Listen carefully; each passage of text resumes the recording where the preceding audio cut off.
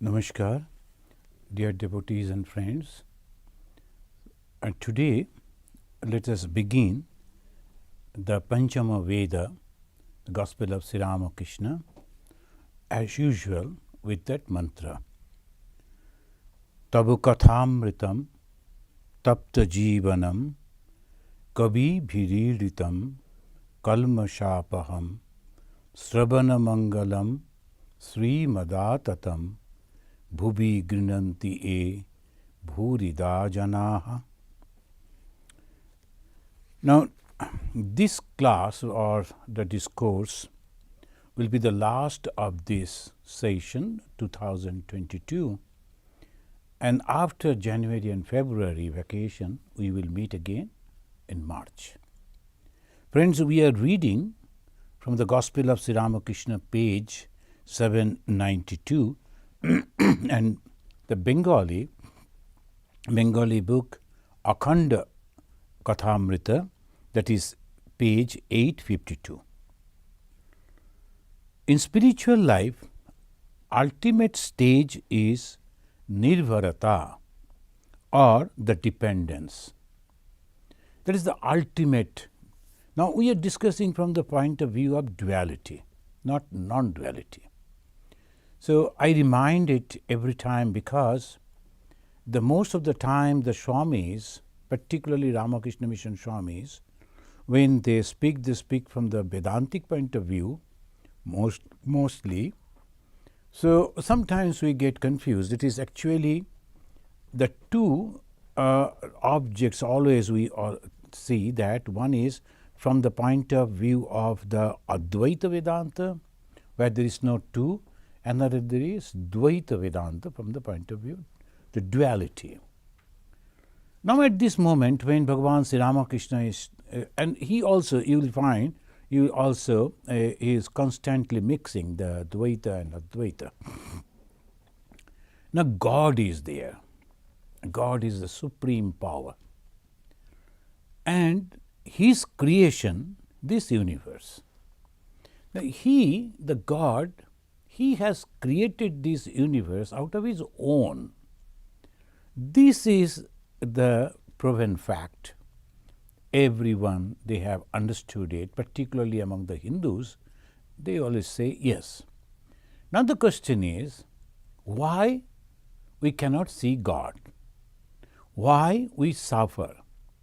Because God is the source of joy, God is the source of happiness, God is the source of eternity. Now we die, so obviously if you'll doubt, so if I am God, then why I am dying? We suffer. If I am God, then why I am suffering? So these are the questions all the time, all through the ages after ages is coming, and that the Vedantin will give the answer. The Dvaitin will say it is the divine play of God, and Advaitin will say it is actually not happening, it is the act of Maya. As you see things in your dream which is not actually true, but in dream you feel it is truth, and you suffer or enjoy, and the so-called this life, awakened life, is also the same. Now Bhagavan Sri Ramakrishna, he is giving the how to go beyond this.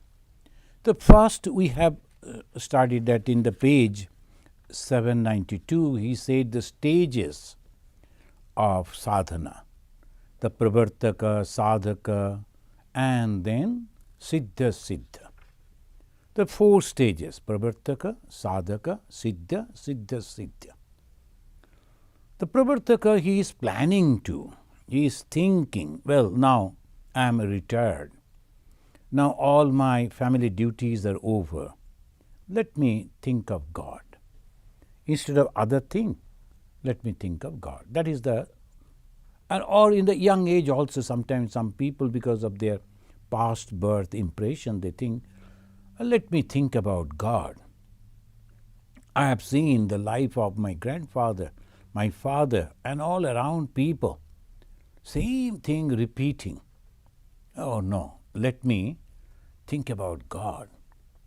So as the Lord Buddha, he thought, and then that way they start. So that is called pravartaka. They are starting, beginning.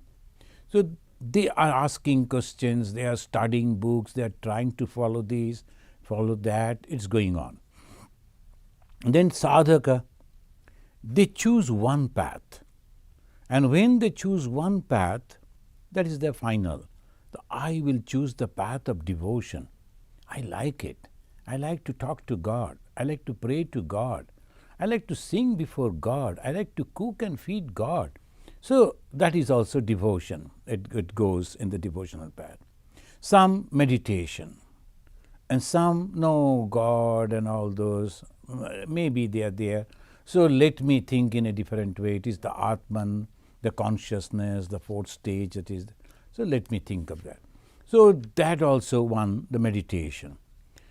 Then the path of knowledge. In the Hinduism, all varieties are open. You can choose according to your choice, according to your aptitude.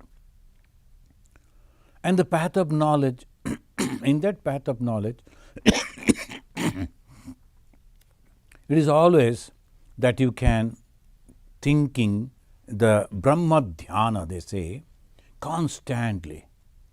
There is no time, there is no dress, there is no place, nothing. All the time, you are constantly putting your mind at that consciousness. That's called Brahma Dhyana. So that way it goes. There's something that's okay. If God has created this universe, everything is made of God, why can't I go and serve the God, the living gods and goddesses? So Swami Vivekananda introduced that karma yoga path in the modern age. It is very easy apparently, but because our active mind, they like to work, but you give only the turn. What is the turn? When I am working, I am serving God. That attitude should be always there. I am not serving this person or that person. I am serving God.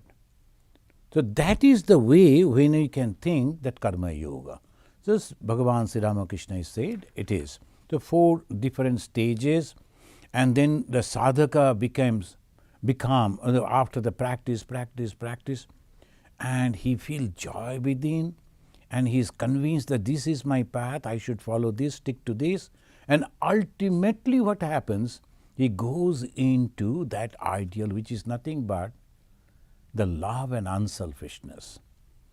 And in love and unselfishness, there is only joy, there is only happiness. That is why in the Upanishad it says, the Creator is the source of happiness. From the source of happiness, everything has been created. Anandeva khalu imani bhutani jayante. In the Upanishad, Ananda eva khalu, truly, from Ananda, from that joy, imani. That's why we are all the time pursuing for joy. Sometimes we are getting and sometimes we are not. So we get tired of the joys that we get from the world and we turn towards spiritual life. And the problem is the body. Body is sick, body is suffering, body needs this, body needs that. That is also there. So from the young age, when the body is strong, mind is strong, one should try to realize God. So this is what Bhagavan Sri Ramakrishna said. And he said, the God is under the control of the devotee. It's a big word. God is under the control of the devotee. How? In the family, if there is a baby, is a child, he or she, that child actually maintaining the whole family. Whenever the child wants this, he will be starting crying, and then all people will come to satisfy. Like that, you have to control the God. Why you are not here? Then the devotee will cry, devotee will pray, and the God will come running as the mothers are coming running to the children. Same way. That is the relation of love. That is a unique relation of love. There is no fear. And there is no barter. I will give you this many things, then I will chant this many things, mantras and all, then the God will be satisfied. That is all external. But when the God is my father, God is my mother, where is all those? Straightway we go and tell to the, shall I go and stand before my father and chant, oh Father, you were born in this family on such and such day? The father will say, what happened to you? So naturally, same way, when you go to God, we need not to do that. When you develop that faith that God is my father or God is my mother, I belong to God, as the Jesus said, I and my Father in heaven are one. As Bhagavan Sri Ramakrishna said, the mother and I are same. So similarly, and then the Vedanta will say, Aham Brahmasmi, Anal Hak, every different languages, different way, they say, I am that. When that comes, that is called a completely matured spiritual life. Now, what happens when this attitude comes? Sri Ramakrishna is giving a beautiful example through an anecdote. A bird, it was sitting on a mast of a ship, and when it sailed, the bird didn't aware of it. It was maybe sleeping. And when the ship was in that big ocean, then he woke up and, oh my God, where is the land? I can't see anything. He started flying towards the east. He couldn't see anything, only water. It came back. Then the west, then the north, then the south. No land anywhere. Then it came back and without any effort sat on the mast, thinking in this way, oh, this ship is going to reach to somewhere, I will reach there. That is called surrender to God. Now I am going to Himalaya, I am going to Alps, I am going to fast, I am going to do this. All these efforts, then afterwards, okay, God will take me to the directions. Let me depend on God. That is called self-surrender. And that is called nirvarta. Nirvar means depending on God completely. So this is, and then Bhagavan Sri Ramakrishna said, and Captain was very happy when he heard this story. He said, oh, wonderful illustration. But Sri Ramakrishna Bhagavan, he said, but the worldly people wonder about the four quarters. Why? To get the joy. Friends, we have said many a times, and we have experienced also in our life, our goal for everything that we do is joy. We go to purchase a car, that also for our enjoyment. The car should be comfortable, it should be this, it should be that.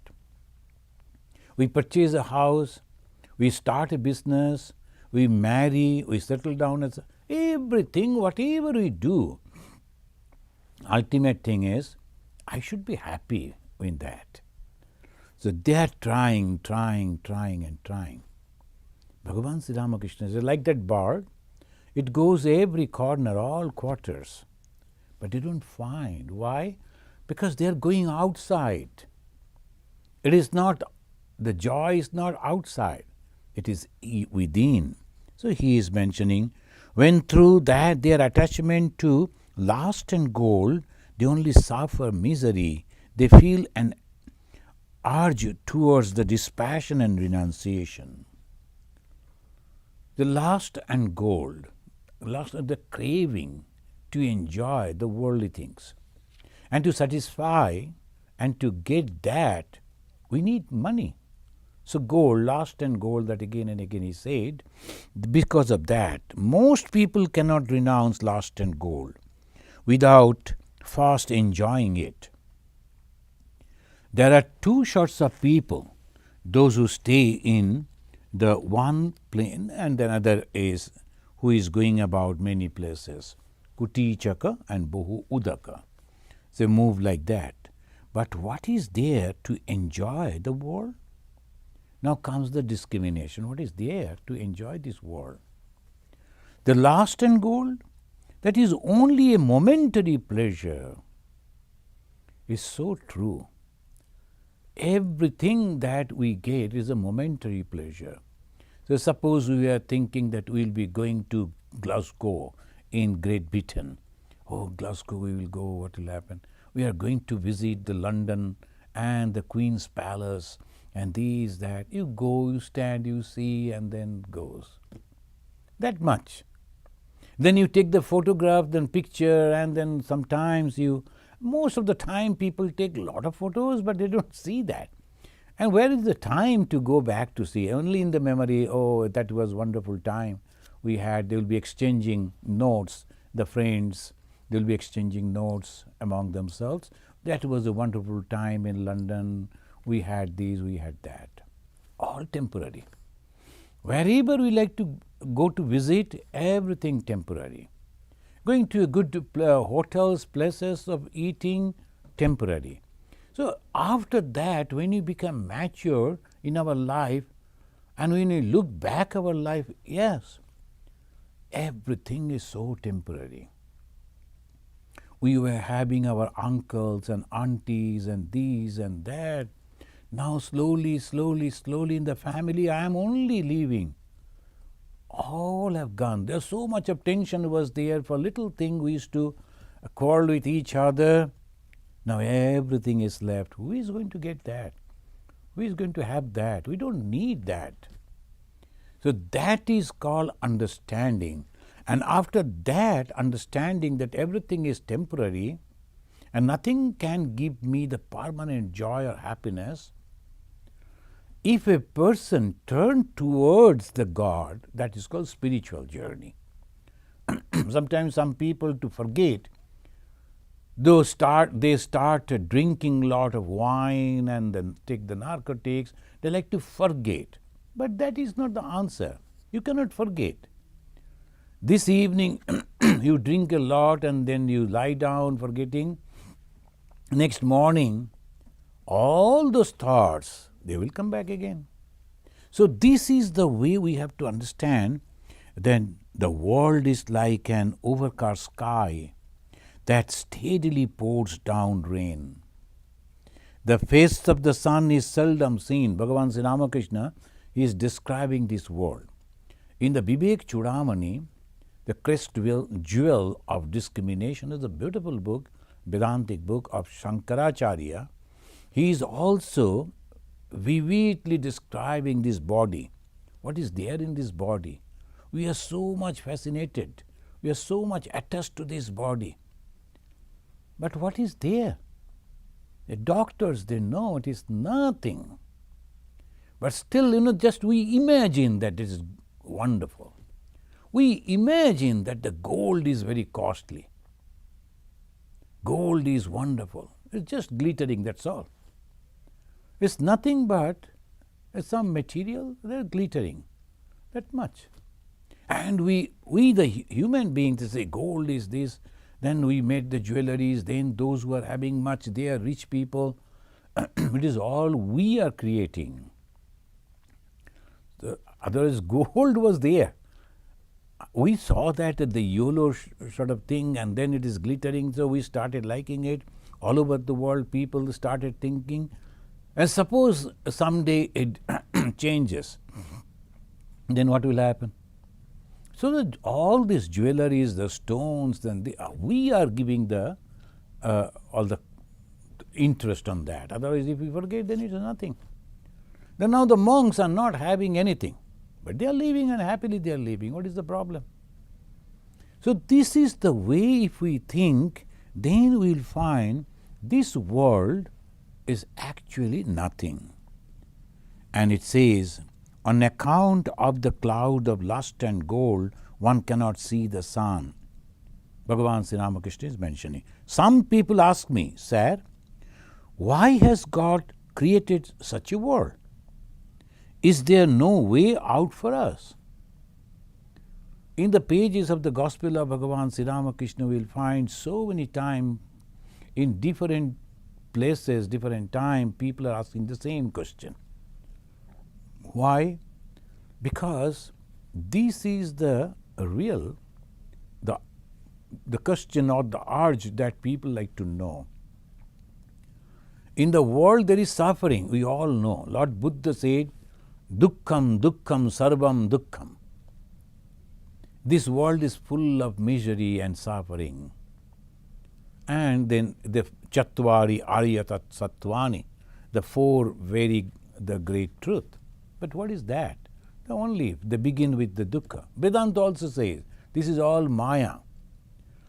But for whom? Those who have understood it. Those who have not, for them, let them continue. That's why Bhagavad Gita mentions, Nabuddhi Vedam Janayet Ajnanam Karma Sangina. Now that is in different way mentioning, those who like to enjoy this world, let them continue. But they themselves, after this one after another experience, once they will say, oh, enough is enough. Now I don't want this.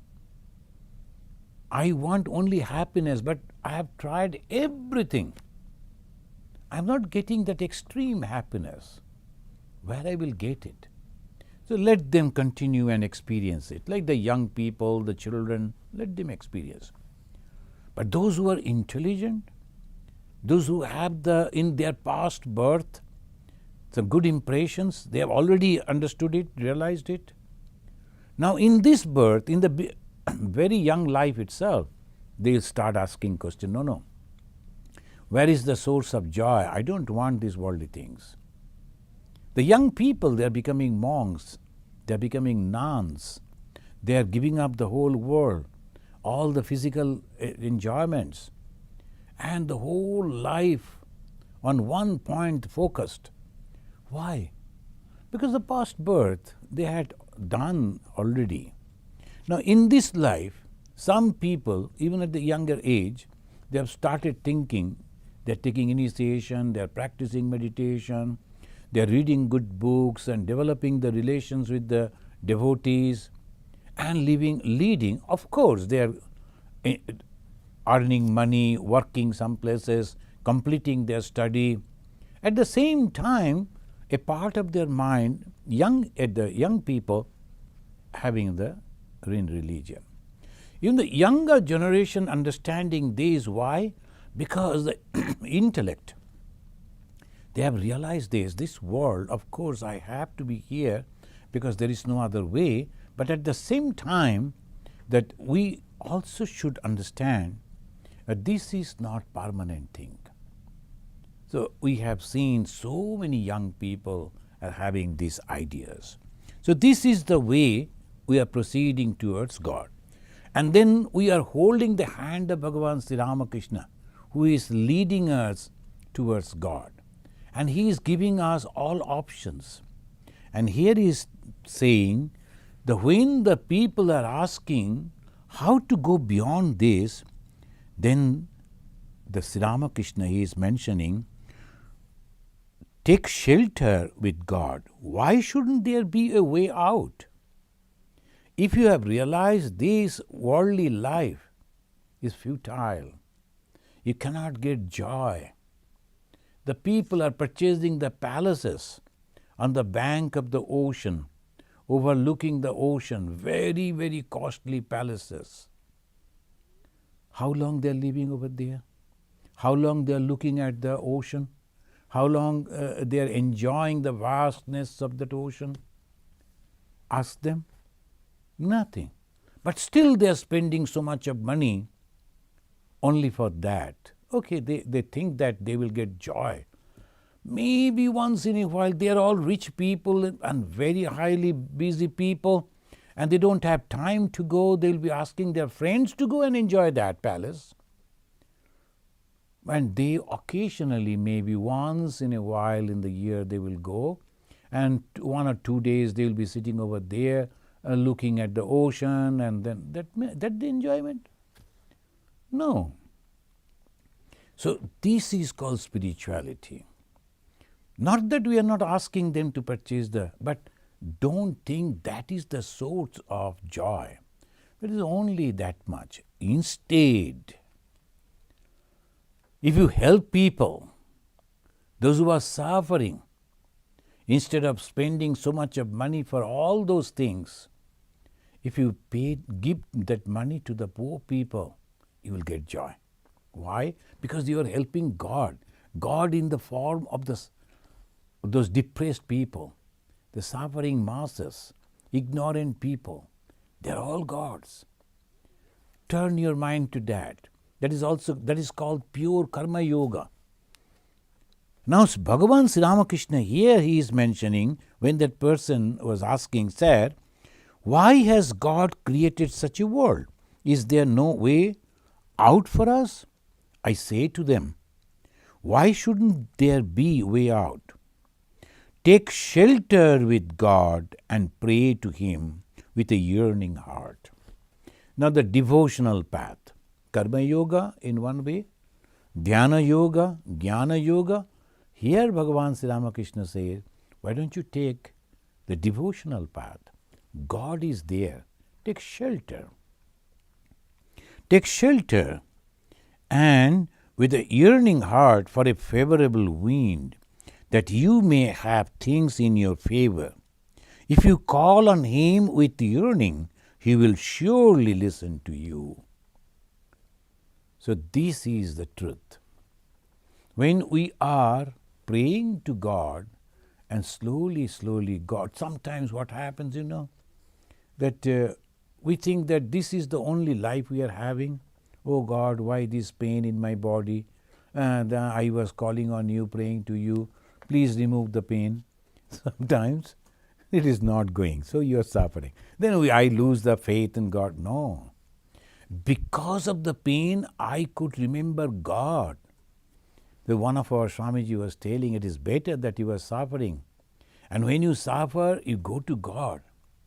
The prayer of the Kunti, the mother of the five hero brothers, the Kunti, she was praying to the Krishna, Krishna, you have protected me, protected us, I am thankful to you.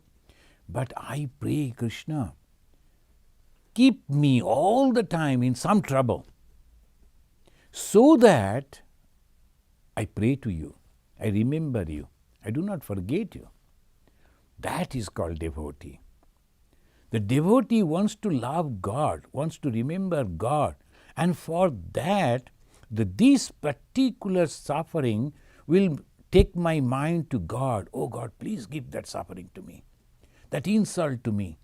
The people are not liking me. It's good. People are not liking me. I will go to you. I will pray to you.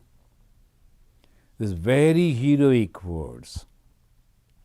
We all want that everyone should be very friendly to me, and every work of mine, words of mine should be praised by people, appreciated by people. These are all ordinary. But this is the challenges. I like to go to you for that. If there are problems, I think that is good, because I will remember you constantly. I don't have any friend around here. You are my only. So there are great lives are there. And in those lives we find, because of like the Meera, those who have read the life of Mirabai, they know that Mirabai was criticized by everyone, doubted by everyone. And you can imagine the contemporary world where she was living, everybody is doubting that lady's character, because she used to close the door and sing. That much she used to do. She was not going out. She was closing her room and she used to sing, and people will be doubting. Why she is singing? There must be someone. She must be a loose character lady. But Meera went on praying to God. And that's why even today everyone, any devotee, they will never forget Meera. They will read the biography of Meera. They will get the inspiration from that life. So Sri Ramakrishna is telling that you have to go on praying. How? I am dying. God, I am dying. There is so much problem. Please come and save me. Things will take form slowly, slowly. And a man had a son. Now, that is the uniqueness of Bhagavan Sri Ramakrishna. He always had that. You know that today is the Tithi Puja of Saradananda Ji Maharaj. And that Saradananda Ji, Swami Saradananda, Sharat Maharaj, his pre-monastic name was Sarat Chandra. And he depended on Bhagavan Sri Ramakrishna. And in his biography, if you read, that he was traveling. In the India, the people, the Swamis, they like to walk and they go from different places. And wherever you go, a ochre cloth, as a sannyasi, respected everywhere. Even the dacoits and the bad people, the wayward people, they will also respect you and they will never disturb you. There's a great respect for the holy people. So all these Swamis, they used to, and in those days that was the tradition, the wandering monk. So he was going somewhere in Himalaya.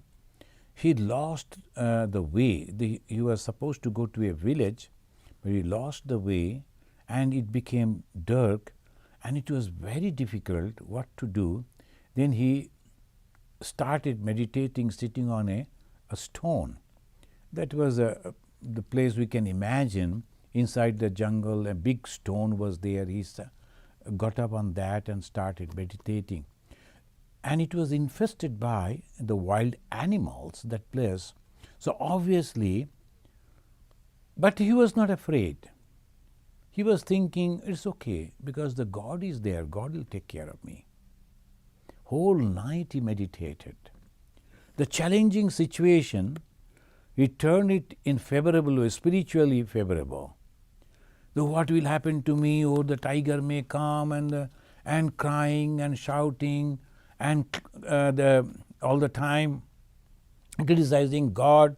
I prayed to God all through my life and not like that. They're very happy. Okay, if this is the last moment that has come, maybe a tiger will come and eat me. Before death, let me meditate on God. So that is called nirbharata. That is called dependence. Never criticizing anything, and that is spirituality. So we are confused about spirituality. Always think that everything should be favorable. It will be favorable, but if we depend on God. And this Sharadananda Ji, as the Bhagavan Sri Ramakrishna gave the example that a bird, after flying in every place, came and sat on the mast, he also, after thinking how to go, okay, he also sat quietly remembering the God. The Sarat Chandra Chakrabarti was born in Calcutta on 23rd December in 1865. A very gentle by nature, he was influenced observing his mother's devotion to the family deity. So the parents actually, they are the first teachers. If the mother or the father, they are very devoted or very gentle, and they influence the child's mind. The most of the time we complain that the school is not giving proper education, the society, of course, their influence is there, but the best influence is always from the mother and the father. And in the beginning, maybe the children, they can't express that way, but afterwards, all those things that they observe, that the mother is praying to the God and she's so kind to the poor, and the father is also very courteous, gentle, all those goes in the impression. And when they grow up, when they see others, they compare, then they think, oh, my father was like God, my mother was like goddess, they are so good. So they get influence. The Saradananda, the young boy, the Sarat, he got influence from his mother and he started praying to God and meditating on God. He came to Bhagavan Sri Ramakrishna after reading an article that was published in the Indian Mirror and written by the famous Keshav Chandra Sen. Keshav Sen came in contact with Sri Ramakrishna and he started writing about him. So this is a very unique movement, this Ramakrishna movement. We always say that. What is this Ramakrishna movement? It is a spiritual movement which always teaches the broadness, Catholicity. And you say that any path can lead you to God, any path. Only you should be genuine, whatever path you are accepting. Different religions also. And not only we are just tolerating, we are accepting it. It is not only question of toleration. That is called Ramakrishna movement. That is the final answer for this present day world.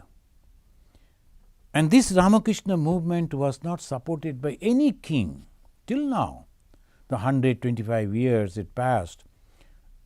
No king, no rich people supported. Only little donation that from the general people, general masses. And that the movement is carried by dedicated people. The dedicated men and women, they are going out and spreading this message till now. No support from the government or all this. The Sharat Chandra, he was influenced by that, reading that. Then he came to Bhagavan Sri Ramakrishna. And Sri Ramakrishna, after coming over, then he became very much attracted to Sri Ramakrishna. He started frequenting through Sri Ramakrishna in Dakshineshwar. And one day he said, when the talk was going on, you have to have a god or goddess as your ideal. And you should remember that god and goddess and all the qualities of that god or goddess you should imbibe. What is initiation? What is the spiritual practice? If you are selecting one god or one goddess, that should be your ideal.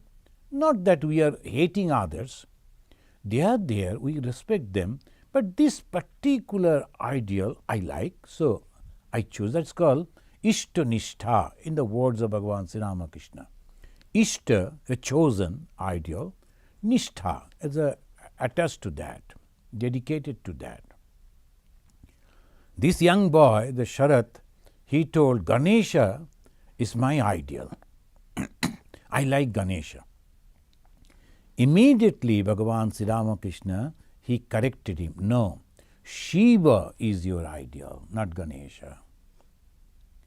So see, the Ganesha, of course, is the son of Shiva, but the Shiva is the ideal of Sharadananda. Those who have read the biography of the Sharadananda ji, they will know.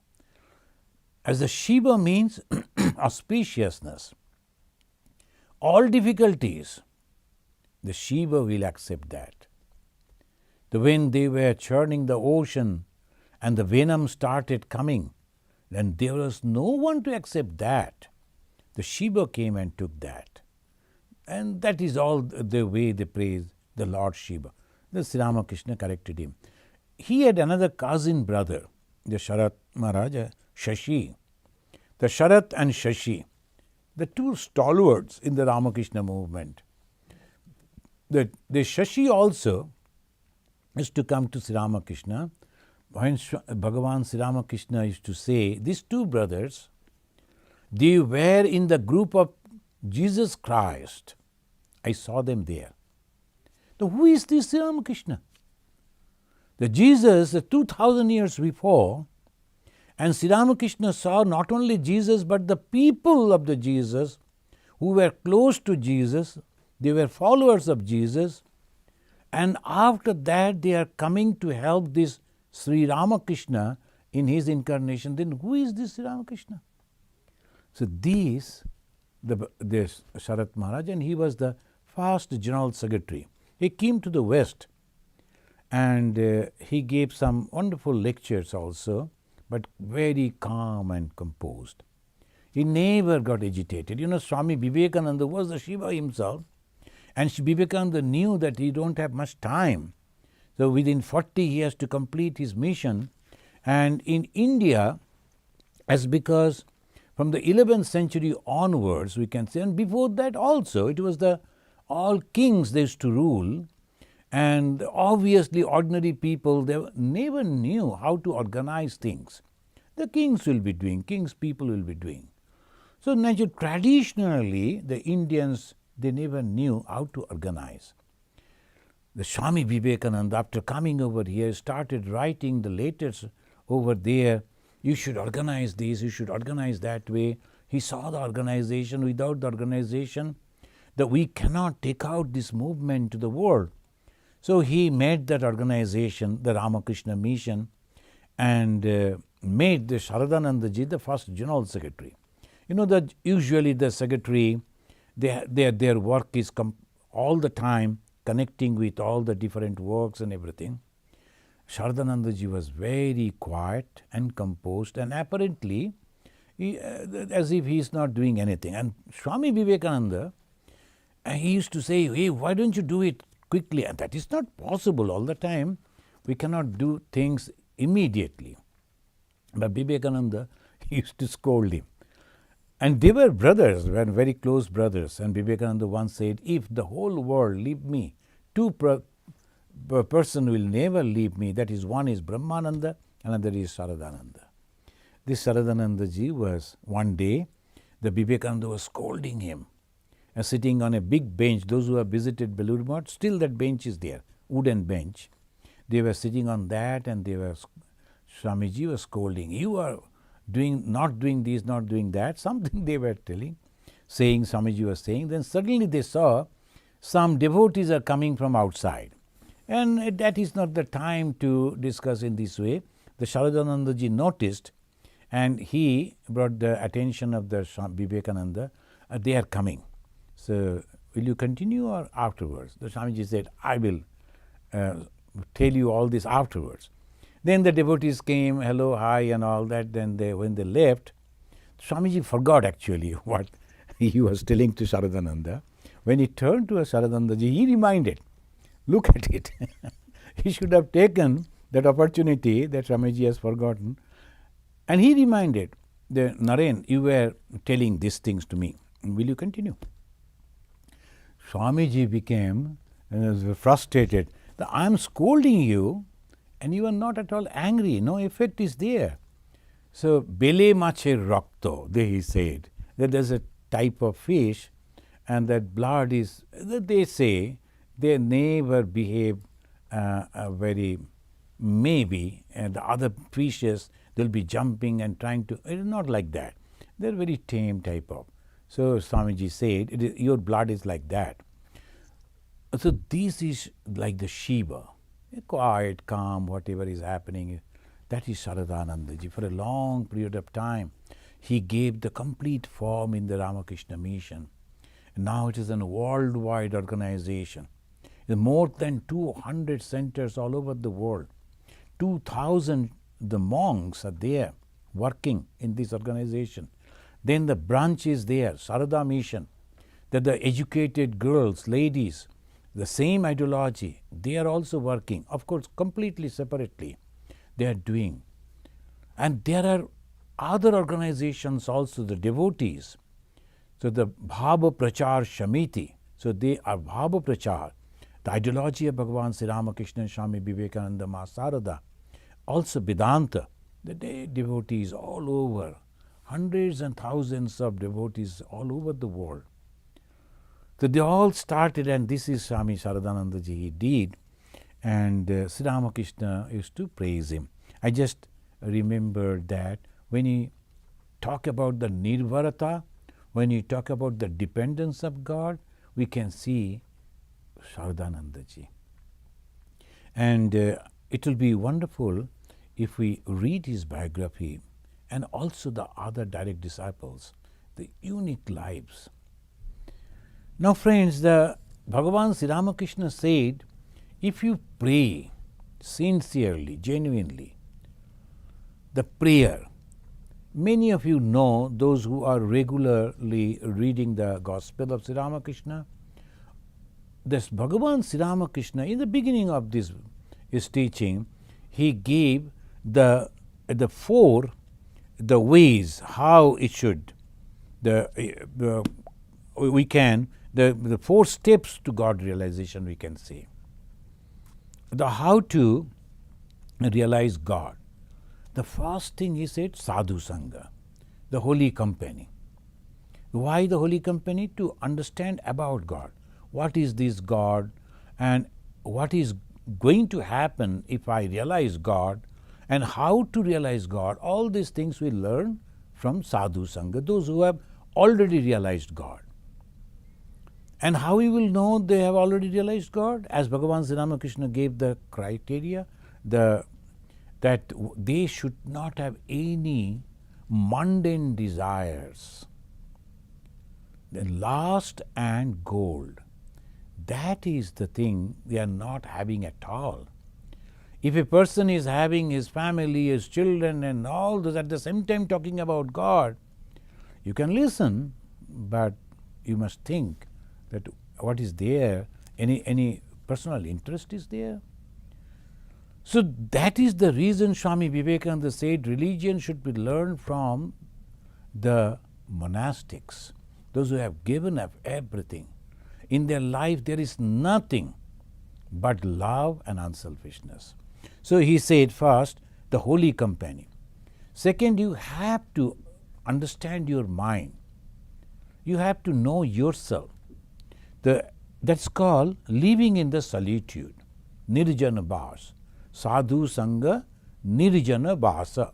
Nirjana bhasa means living in solitude, then living alone. Most of the people living alone nowadays with their laptop and smartphone. Oh, that is not. The smartphone and laptop won't help you in developing spiritual life. You should be all alone, studying your own mind. What type of desires, what type of thoughts crossing your mind.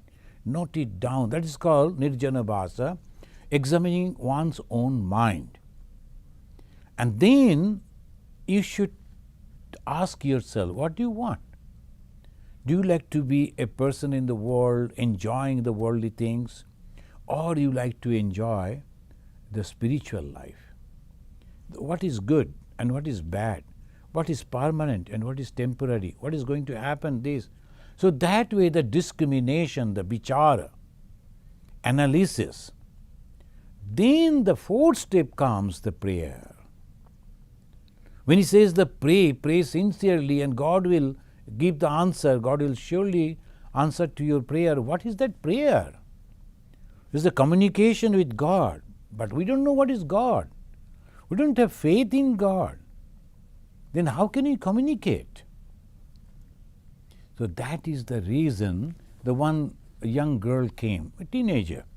You know, they say the Western world, the teenagers, they grow in a, I don't know why, but they become very separated, very lonely. They grow in their own way in the family.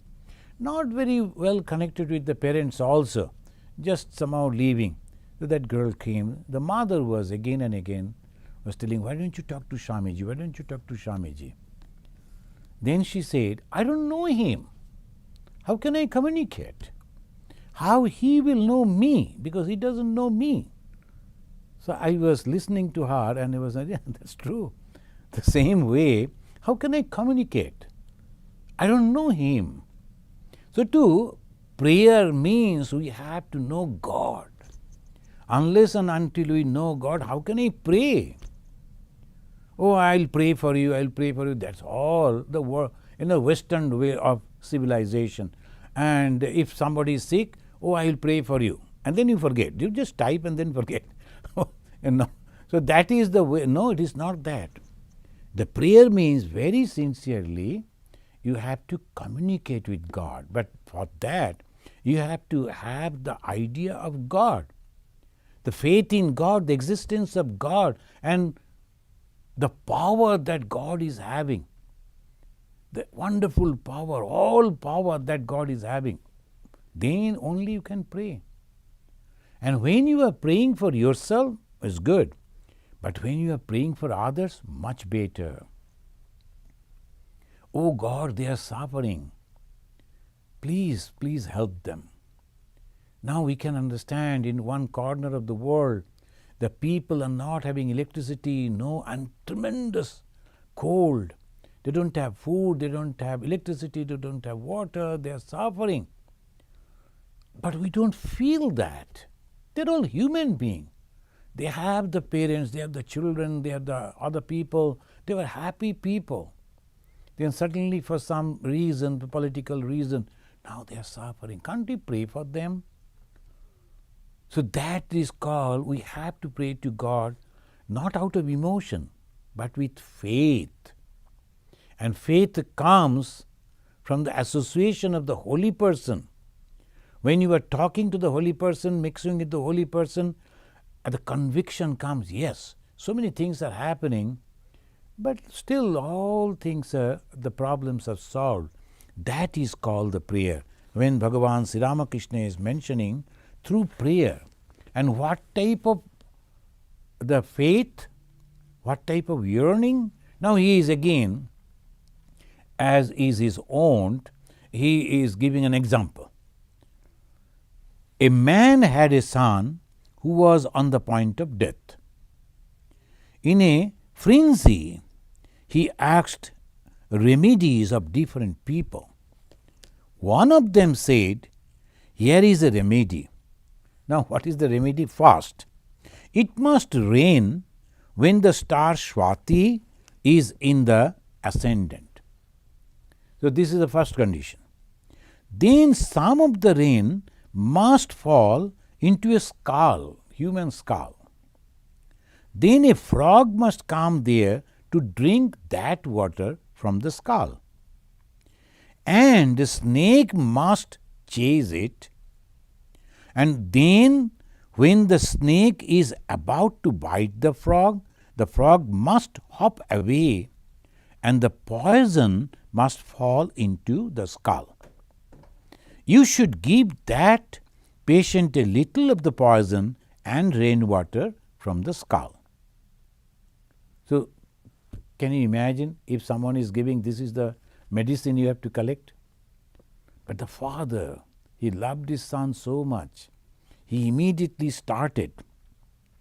The father set out eagerly to find the medicine when the star Swati was in the sky. There is a star called Swati.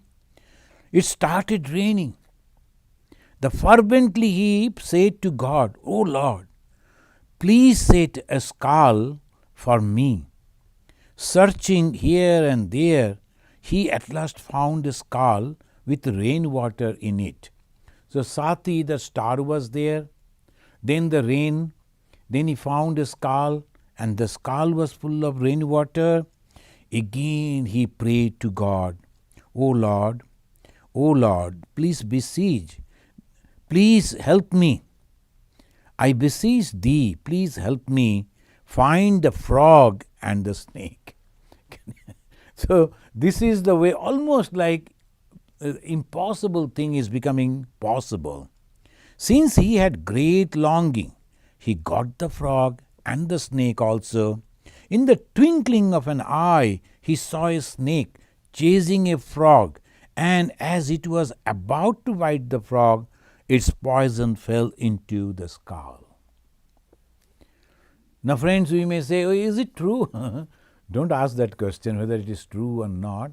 But the way the Sri Ramakrishna is depicting, the story that he is telling, the earnestness, even almost impossible thing is possible if God wills. That is the idea. We get that idea from this small anecdote, that it is possible for God to do anything. If one takes shelter with God and prays to Him with great longing, God will surely listen. He will certainly make everything favorable.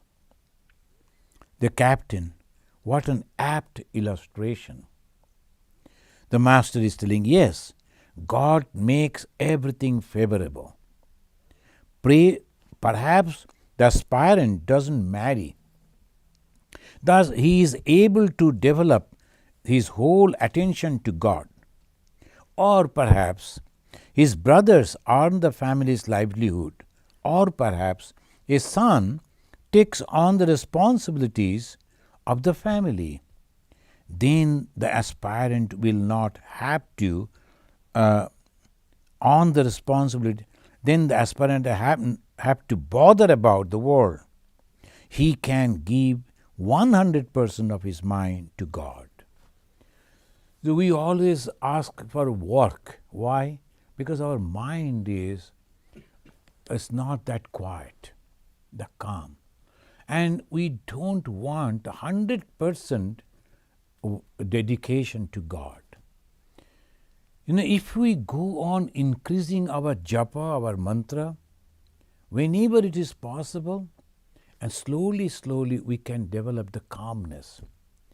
And there, in that, when you are developing love for the repetition of God's name, and another thing will come in the mind, oh, if my responsibilities, duties go down, that is good. So that is the way one should pray. All these responsibilities that I am doing, let it go from me. Let me be alone and let me totally surrender to God. How? In the morning they will get up and they will take the name of God and meditation. Then maybe they will go for a little breakfast and little hello to the monastic brothers. And again they come and sit for meditation, read the holy book, sing the bhajans. That whole 24 hours are routine in such a way, there is nothing but the spirituality and God. But that is the way that is called tapasya. And about the tapasya we have already mentioned, and you all know, there is a kayika, vachika, manasika. The physically we should be completely detached from the worldly thoughts, worldly things. Mentally also, we always pray for the betterment of others. We should never ever think against anyone. And vachika, through the words also, we should never criticize others. That's why Ma Sharadamani Devi said, if you want peace, I really wonder how she is giving the instruction, if, Jodi in Bengali, if you want peace, otherwise you need not to listen to this. But if you really want peace, don't find fault with others. Why? When you are finding fault with others, and actually all those bad qualities you are remembering again and again, and it is imprinting within your mind, coming to you only. So that is why the Ma Sharadamani Devi said, if you want peace, my son, you should not criticize others. Rather, criticize yourself. If somebody is talking about you, he is like that, she is like that, take it positively. Why they are telling like this? There must be something wrong in me. Why can't I do like this? It is better to do. So that is the way we grow in spiritual life. Now I want this, I want that. In that way you can survive for a few days and then you will die, everything will be. Again the next life you have to start from the crashes. So that is the spiritual life, means accommodating. And wherever you are, whenever you are talking with people, you are transforming their mind, transforming their personalities, helping them to grow to become a real, genuine human being, a devotee of God. So thank you, friends. Here, the Bhagavan Sri Ramakrishna's the last word. I will read and then I conclude. But one cannot succeed unless one renounces lust and gold. Only by the renunciation of ignorance destroyed. So we will start from here again in the month of March.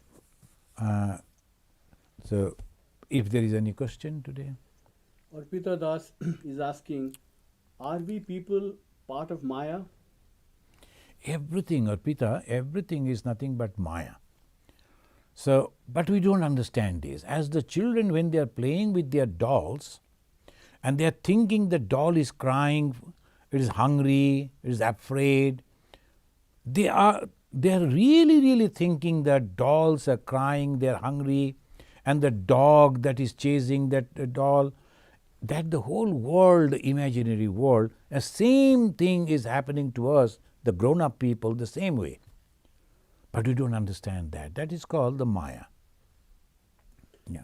Triguna, she has a three-part question. First part is, I do lot of prayers to him. Why God takes long time to fulfill them? First question. Second part is, I want to remove all other unnecessary thoughts from my mind and chant his name all the time. What can I do to remove the unnecessary thoughts? The two. Three, not two. So, this is a very wonderful question.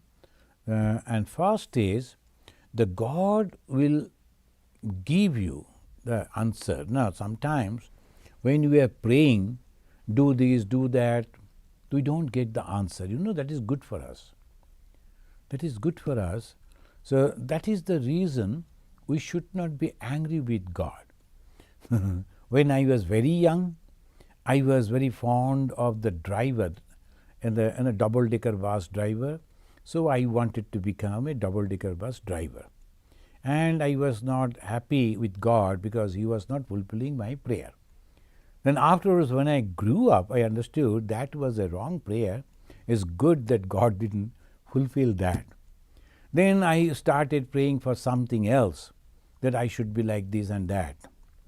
That was also not.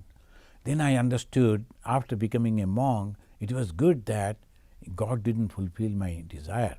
So this is the way, you know, when you are growing in your life, experiencing, you will understand maybe some of your prayers are going to harm you if that is answered. God, the Father who loves you, the Mother who loves you, that is why He is not fulfilling your prayer right this. When the true prayer, which will be beneficial for you, surely will be answered by God. First. Secondly, it is a very good effort if you like to remove other thoughts. But for that, you have to be careful. Association. Who are your friends? Who are the people? You have to survive with them, live with them. You cannot say no to them. Don't be alone at all. That is a terrible life. Be with them. At the same time, go on praying to the Mother. Please keep my mind at your feet. Hold my hand and take me to you. And go on. Whenever you are free, just go on chanting the name of God. Whenever you are having time, read holy books. Listen to the divine holy talks. And when you are going to sleep particularly, you read a holy book and think in that way, and try to imagine that you are in the company of the holy people, the Sri Ramakrishna, Ma Sharada, and you are in that company and slowly you are sleeping. By that way, your subconscious mind will get all those ideas and the worldly thoughts will go away. But it is a long practice. Please try. Thank you. Sanhita Banerjee is asking, how do we stay quiet in the bad attitude from our neighbors? That, Bhagavan Sri Ramakrishna said, suppose the neighbors are unnecessarily provoking and creating problem, then as a householder you have to hiss. You are not going to bite them or doing any harm to them, but you have to show some way that you are not happy with them, and if necessary you can also harm them. So by that way they will be taken and they will be scared and they will go away. At the same time, pray to Thakur fervently, oh please change their mind, change their attitude towards me. Why they can't understand me? Please change their mind and help me to be free from this problem. This will also help you. You'll find their attitudes have been changed. Arpita Das is asking, when a person is in his or her spiritual journey, is God taking test by creating more problems in his or her life by the help of Maya? That is true, Arpita. That is true. This is the more you are proceeding towards God, the more the challenges, more the hurdles that comes, and one has to be very careful. Now, suppose you are in the appearing in the class 10 exam, then you are going to be the graduate. Then you are going submit your paper. What's called going to be the PhD, and you are submitting your thesis paper, research paper. Are they not different? The more you grow, the more the challenges. You have to be more cautious. Of course, the God created in that way because He wants to see that we are successful. There is a beautiful poem by Swami Vivekananda, The Cup, and that was translated by the very famous writer. You can read that. There the Vivekananda is telling that the dark drink of the brew is your fault and passion. Ages long ago, life after life, so many things we have done. So obviously all that is there. And we have to overcome that with the help of God through prayer. And there in one line he is mentioning, I have said to your friend to come to me in a rosy path. But for you, there will be the stones will cut your feet. But don't stop. Come to me. Come to my bosom. So that is the beautiful way, the cup, if you read, he is mentioning that we should not stop our journey. We should go towards God and constantly believing He is there waiting for me. Thank you. Lakshmi is asking, how do I deal with the overwhelming happiness after I have realized that God has been with me all throughout my life? It makes me want to cry and laugh at the same time, like an insane person.